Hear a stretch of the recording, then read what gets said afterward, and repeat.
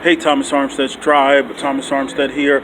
I just want to talk about something. This is interesting coming after I've done 3 videos criticizing Gary Vee, who, once again, I love so much. I'm his biggest fan. He talks about the immigrant hustle and the immigrant mentality, and I'm not an immigrant, but I grew up poor, single mom in the Bronx. My mom moving us from neighborhood to neighborhood, and I could never understand why we moved so much. But it was a form of parenting, a very unique form of parenting, where when a neighborhood would get bad, she would move. A neighborhood would get bad, she would move. A neighborhood would get bad, she would move. So finally, we moved to a neighborhood that was relatively stable. And it's very interesting.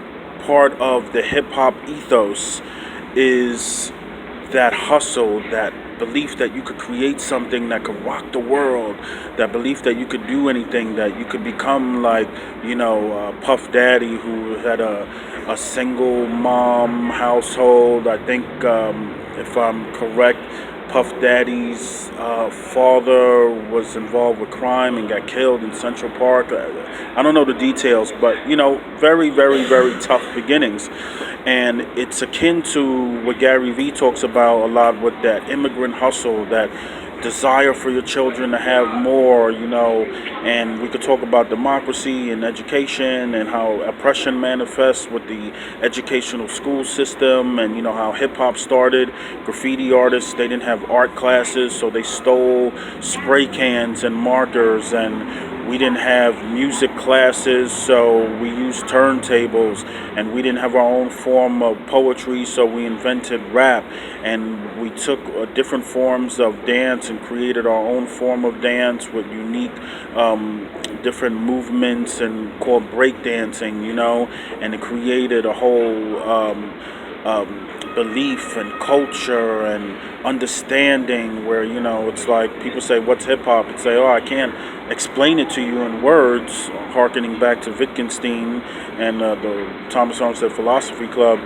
But, when you see it, you know it, when you feel it. And part of the rags to riches, Horatio Alger story, there's an immigrant kind, but there's also when you're born poor and in the ghetto kind, scraping to not get away from the ghetto. Like Malcolm X says, if you want to move away, but, give back to where you're from, get back to the hood.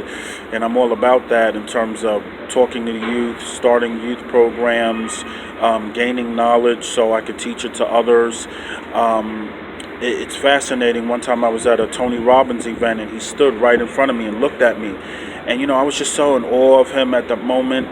But if I look back and I said, what I would have said to him is, hey, all of these people, they're better with you, but they're going to be okay anyway. It was in Midtown Manhattan executives.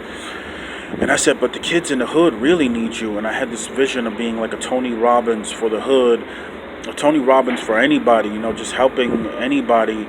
But that immigrant hustle that Gary talks about, there's also a ghetto hustle where you want to make it out, and you want to come back, and you want to help people, and you want to do good, and you want to be, like the newspaper story, hometown boy makes good, hometown girl makes good, and give back. So just a thought on the immigrant hustle and what we call the ghetto hustle, and that particular DNA that's American, of striving and trying to bring about a better world for not just yourself, but for your family and future generations. We'd love to get your thoughts. Have a fantastic day.